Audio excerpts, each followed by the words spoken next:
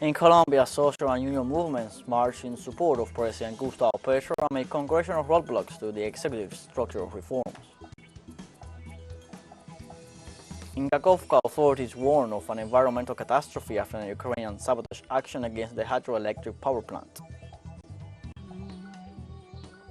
And in the United States, the smoke from raging wildfires in Canada affects over 100 million people.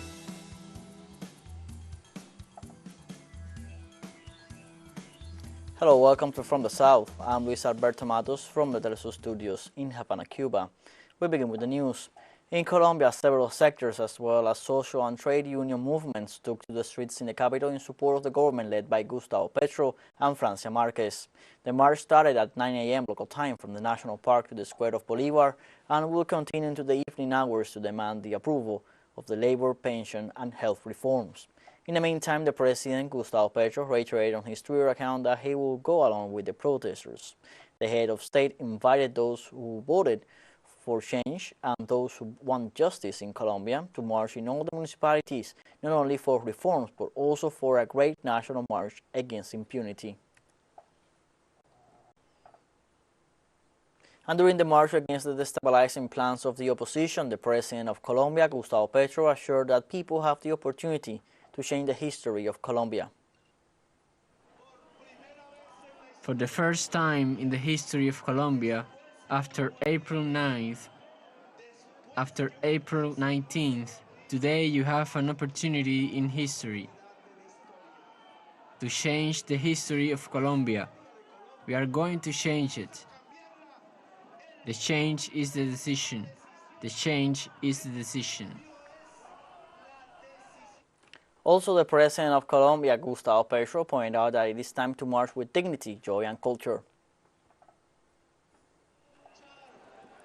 The time to fight has come, with strength and dignity, with joy and culture.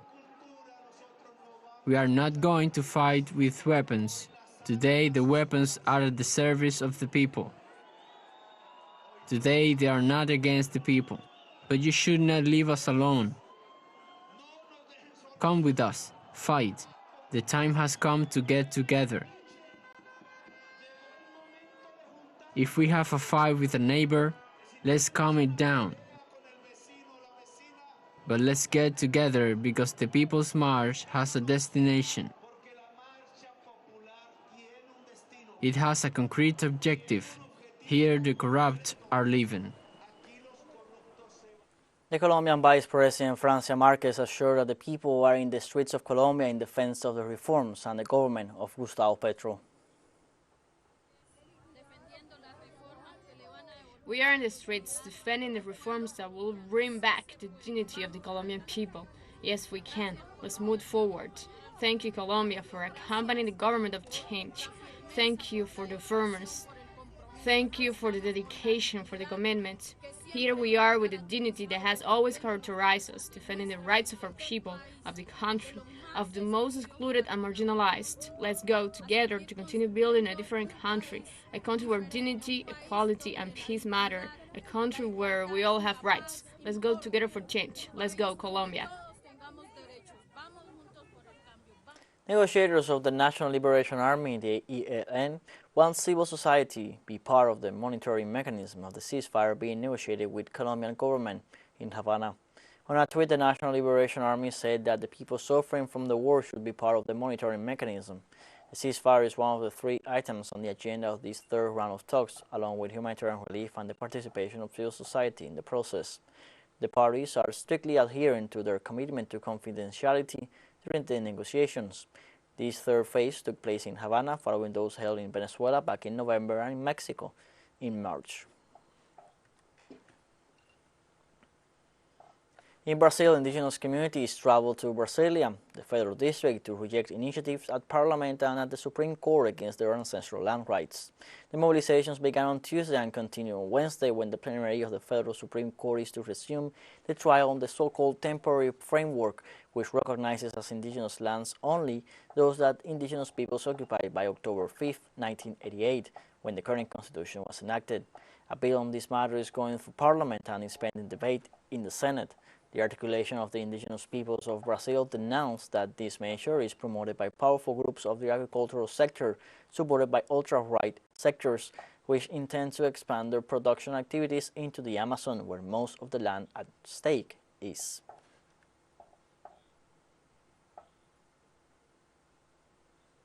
Chilean President Gabriel Boric attends the inauguration of the new Constitutional Assembly as filmmaker Miguel Litins were seen as interim president. The national interest's second attempt in 2 years to change the constitution that has been in place since the dictatorship, this time with the radical right at the head of the council that will work on a new draft to be submitted to a referendum. In a brief address to the members of the council, Boric reminded them that they were taking on a task entrusted to them by the people and the history of the country, and called on them to put the common good before individual interests. On Tuesday, the President of Honduras, Xiomara Castro, announced the creation of a Commission for Agrarian Security and Access to Land. The head of state recognized the precarious conditions of the rural and agricultural sector of the country, which have been caused by the structures of unjust economic models that increase inequality. Also, she pointed out that the creation of this commission aims to improve the conditions of this population in the country. Accordingly, Castro instructed the Property Institute and the National Agrarian Institute to carry out a thorough investigation of legal properties that had been processed or acquired irregularly. Based on this, the institution created has the responsibility of drafting a bill to provide a solution to the complex situation of the Honduran countryside, where more than 25,000 hectares have been occupied. Let's take a short break now, but remember you can join us on TikTok at teleSUR English, where you will find news in different formats, news updates, and much more. All the stories coming up. Stay with us.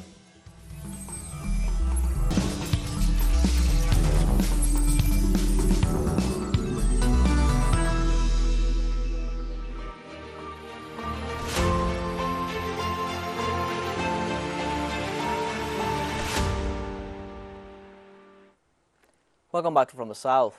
On Wednesday, Kakhovka authorities in Kherson province warned of environmental disaster after the sabotage of the hydroelectric plant. Authorities report that the leakage of water from the dam will affect the supply towards the channel in the northern part of the Crimean region. They say that after the attack, the dam could kill thousands of fish and damage a unique biosphere in the region due to the imbalance in water levels. According to reports, at least 80 settlements on the bank of the Dnipro could be flooded in the next few hours. As early as October 2022, pro-Russian authorities in Ukraine's Kherson region began releasing water from the Nova Kakhovka dam to lower water levels and minimize a potential disaster if the dam were to be targeted. United Kingdom Prime Minister Rishi Sunak arrived in the United States for negotiations with President Joe Biden on future regulations on artificial intelligence technology. Sunak suggested that London should be the world headquarters in charge of artificial intelligence regulations in order to establish the responsible use of this technology. The United Kingdom and the United States are expected to jointly contribute around $1.25 billion to regulate the use of artificial intelligences. Although relations between the two countries are strong, Biden has not confirmed this agreement, as it is on the eve of an election year. And Pope Francis underwent an abdominal operation in Rome on Wednesday and is reacting well to both the surgery and the general anesthetic. The director of the Rome's Gemelli Hospital, Dr. Sergio Alfieri, informed in a brief press conference that Francis was well, awake, alert, and in very good mood.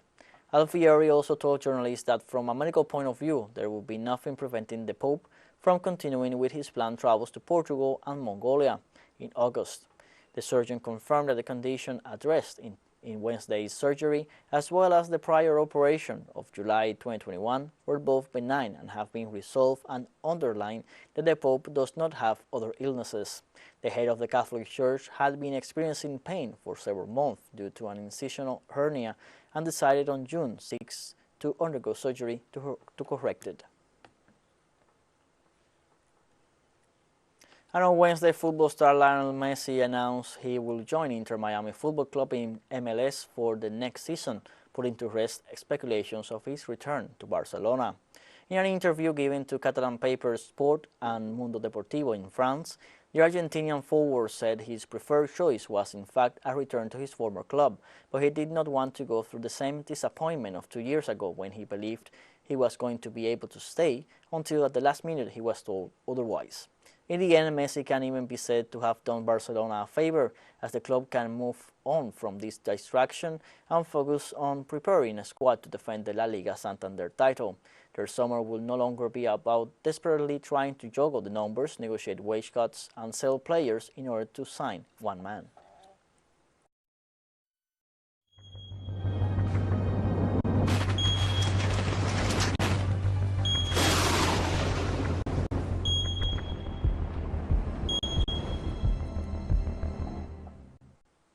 On Wednesday, tens of millions of people in the U.S. were under air quality alerts as smoke from Canadian wildfires drifted south.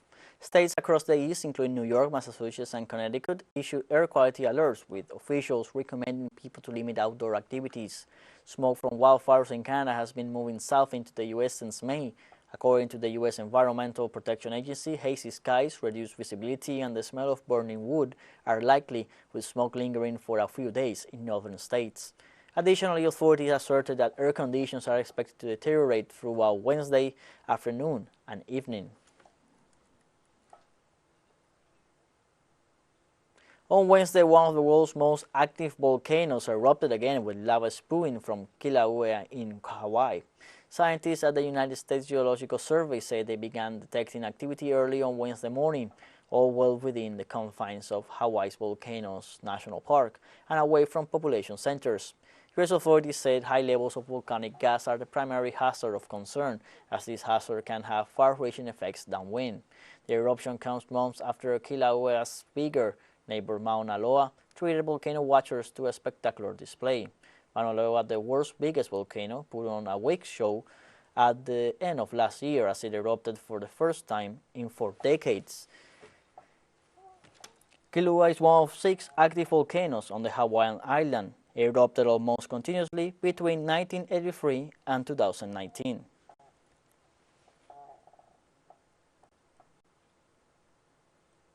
In Brazil, during the first 5 months of the inauguration of President Luiz Inácio da Silva, the National Institute of Spatial Research reported a 30% decrease in deforestation in the Amazon. The president set as a goal for his government to reach zero deforestation by the year 2030, strengthening environmental control bodies and offering sustainable development alternatives for the inhabitants of the rainforest. Likewise, authorities of the Environmental Institute declared that Lula's government delivered 2.23 billion reals in fines for environmental crimes, thus affirming an increase of 160% with respect to the 2022 period. For his part, the president presented a plan to combat deforestation, which had been implemented during his first term in office in 2004, with good results in 2012, where the destruction of the rainforest fell 83%. teleSUR English continues to grow. You can now tune in from 33 different African countries through StarSat, dial 461 and enjoy a Latin American alternative broadcast. One final short break and we'll be right back. Don't go away.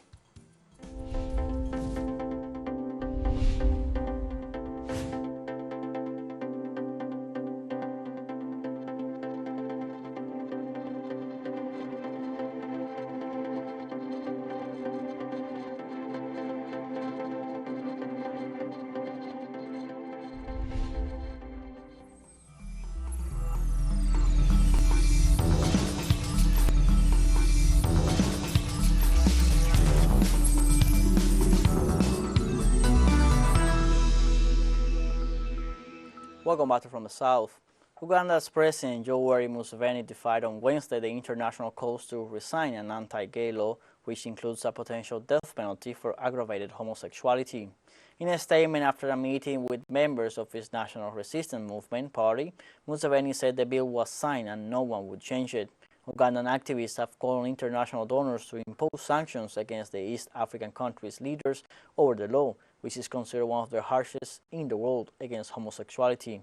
U.S. President Joe Biden, as well as the European Union and UN Chief Antonio Guterres, have also slammed the legislation, warning that foreign aid and investment for Uganda could be jeopardized unless the law is repealed. However, the anti-gay law has enjoyed broad support in the conservative country, where lawmakers have defended it as a necessary bulwark against Western immorality. Three substantive points. Being is your personal problem.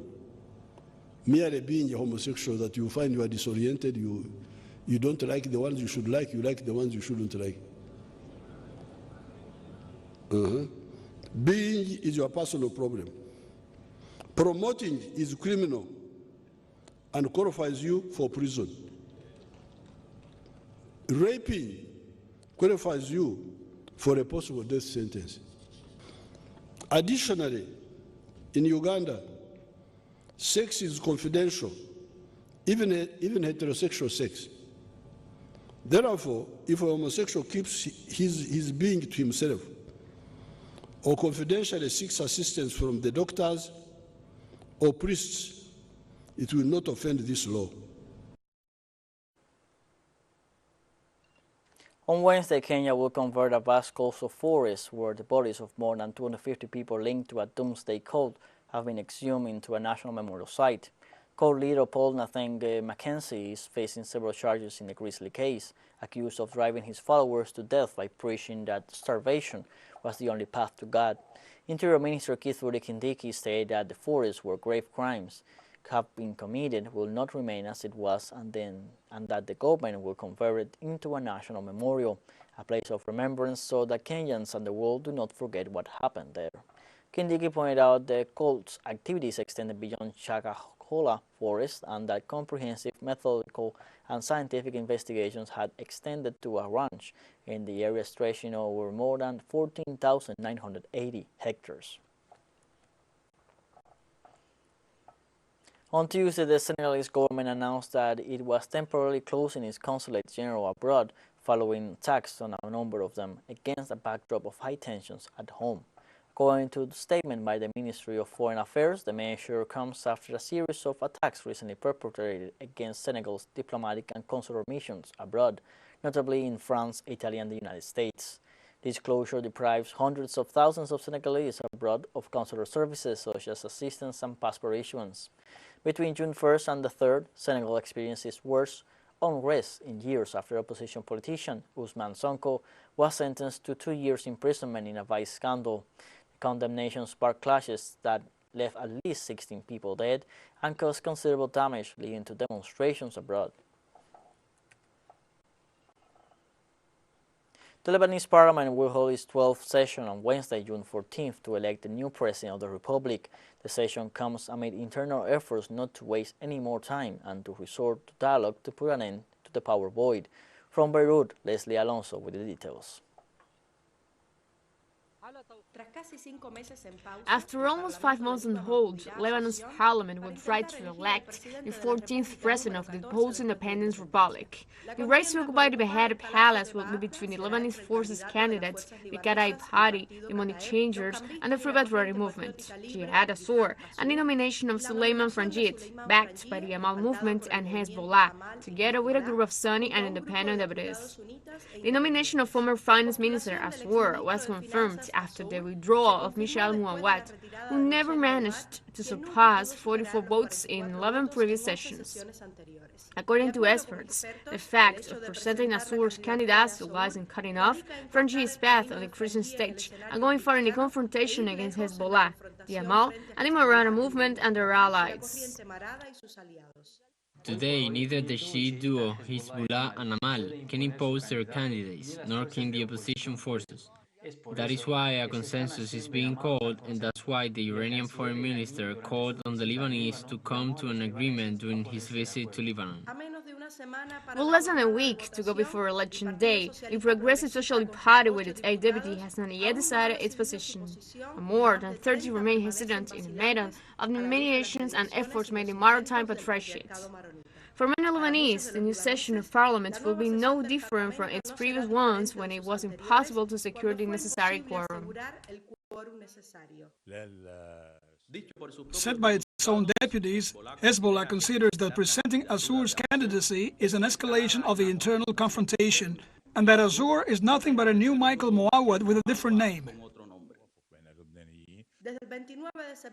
Since last September 29, the session of the Lebanese parliament have failed to appoint a successor to Michel Aoun, who finished 6 years in office on October 31st.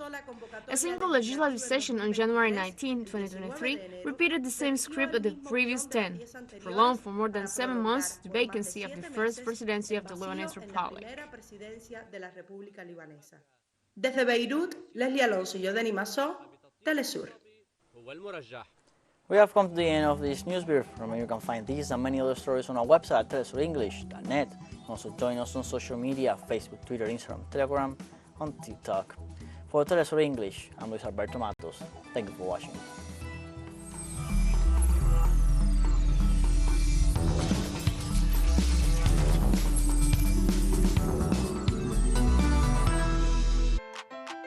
Un canto por la América Unida.